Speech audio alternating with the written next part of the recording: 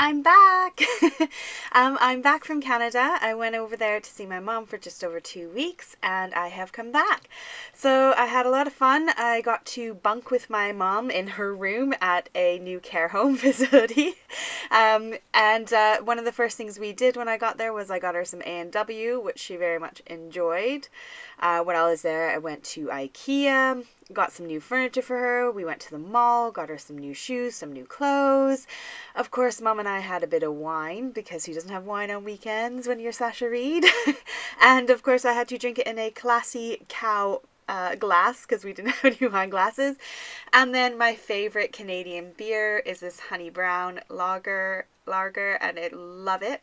We also went to the movies, which was unreal. They had reclining like sofas for chairs. Oh my word, it was so much fun.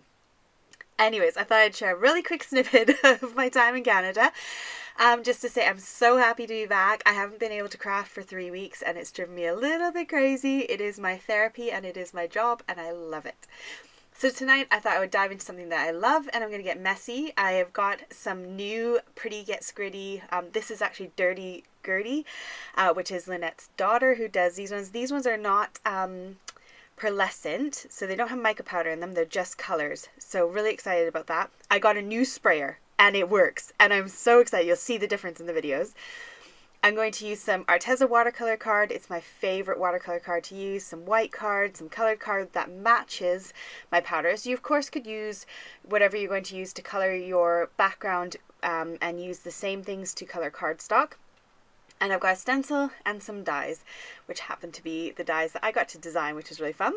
So I'm going to layer up my butterflies and I'm going to layer them in sort of the order that makes sense. So basically I'm going to have the red or the blue first and the purple last because red and blue make purple. That's kind of my thought process behind it. So I'll cut myself a panel to go on the front of my card, just slightly smaller than my card base so that I've got a nice little border. Now this sprayer, you kind of pump it and then you just hold the trigger and it sprays a really fine mist. And I picked it up on Amazon and I did also get the, I think it's the Tim Holtz one that does a mist as well. I don't know where it went. I ordered it right before I left for Canada and I think my kids might have nicked it. I can't find it anywhere, so I couldn't test it in the video for you. However, this spritzer works a dream. So I went ahead and spritzed it down, left it to dry, heated it with my heat gun a little bit. You can see it's a little bit shiny. I was just sharing with you it's a bit shiny. It's not wet though. So you kind of get, if you use it quite heavy, you kind of get a little bit of a glossy look to it. So I wanted to have a more muted background. So I started out by thinking, oh, I'll do a color lift. So I decided to use my microfiber cloth and lift up the color. So I'm spritzing my cloth with water, wiping up on top of my stencil to try and leave that stencil pattern behind underneath. However, it didn't work. It wasn't lifting the color nicely. It wasn't giving that definition. So I thought, right, we'll come in and we'll do it the reverse sort of way. We will add white to kind of mute that background a bit. So I wanted the pop of color. I wanted the bright colors underneath, but I wanted it to be a bit more muted because it's very in your face and you'll see what I mean when I put the butterfly on. It's just quite a lot of color. I did use some removable adhesive to stick it to my desk just so that I could add on my stenciling without my card shifting around, and it was a bit curly, so I wanted it to be held down quite well. Now I set that aside to dry fully because you don't want to touch it when it's wet. That white pigment ink takes a little while to dry. I've got my little sponge dauber foam blobby makeup thing that works really well for glue. It's nice and flat on that one edge. And I've got this bookbinding glue, and the reason I'm using it is because it's already in a tub. I don't have to scoop any out or pour any out. I can just dip my little sponge in there and pick up the glue that I want to use on my butterfly.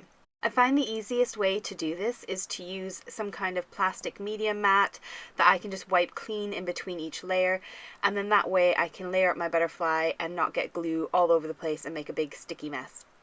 So once my butterfly's done, I've gone and placed it on my card and thought, wow, that's a hot mess. It's really hard on my eyes. And I thought, right, let's move it to the side and put it on the edge so it's a bit of a butterfly, like the half of the butterfly.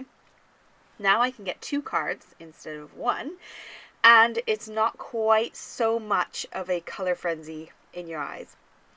I'm going to use this stamp set, which is new in my collection from Craft Stash. I will link everything I can down below in the description box if it's available. Then it's nice and easy for you to find if that's something you want to look for. So I'm picking out a couple sentiments from this stamp set, and I'm going to put the butterfly back onto my card to make sure that I don't put my stamp where the butterfly is going to cover it. I've done that before, so I just want to make sure it's in the right place. Using my VersaFine Onyx black ink, which is the blackest black ink I've ever used. It is my favorite by far, and it works a treat every time. I won't use any other black ink. This is the go-to black ink. I'm going to stamp my sentiment on there. Now, I did toy with this for a while afterwards because it is a bit difficult to see. There's a lot going on. I did try using a heavier white ink at one point because I did another version as well. And in the end, you'll see, I'll show you a little sample. If you use some black embossing powder, it kind of does pop a bit more and allow you to see it a bit more if you like the bright, vibrant background. However, you'll see another version in a second, which I liked even more. To make my butterfly look a little bit more, not realistic, I guess, well maybe realistic, I'm going to color the stem and the body with a black gel pen. I've got some of my gems from Alina's store on AliExpress. I love these flatback gems. I have every color she's got in her shop. They come in 2 different sizes and they are my favorite. I've used them time and time again, so they're really, really fun thing to have in your stash. These black ones come in 3 different blacks, if that makes sense. So this one has a blue tint to them. I think one has a brown and one has a green, I believe. Again, I'll try and link everything I can down below for you, so if you want to find them, they should be in the description box. So that finishes off this card.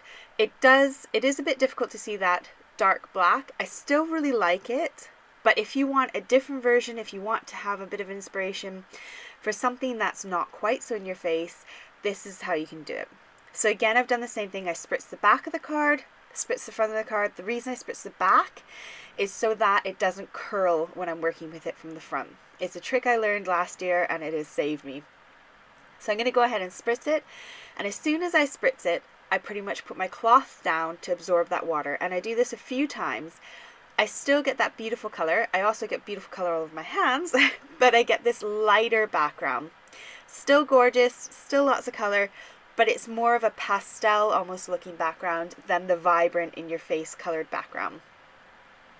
So I go ahead and do that a few times and absorb it, and I do leave it to dry, or you can dry it with your heat gun, but I want to make sure that it's dry before I go ahead and do anything with it.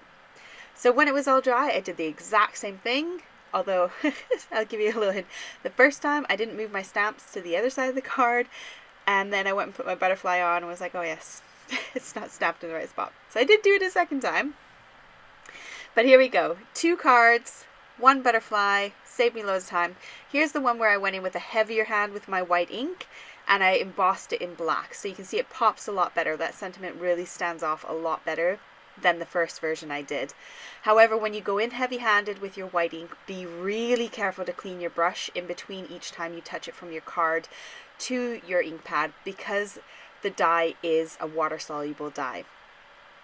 I decided to do another version using the balloon die set that is from my little collection, and I love how this one turned out. So I used some blues and some greens. At the end of the video, you'll see some pictures which have an up-close, more detailed look at the colors I used in specifics. I used some Nuvo drops, the yellow Nuvo drops there, and finished off that card with those. So I hope you enjoyed tonight. I hope it wasn't too long for you.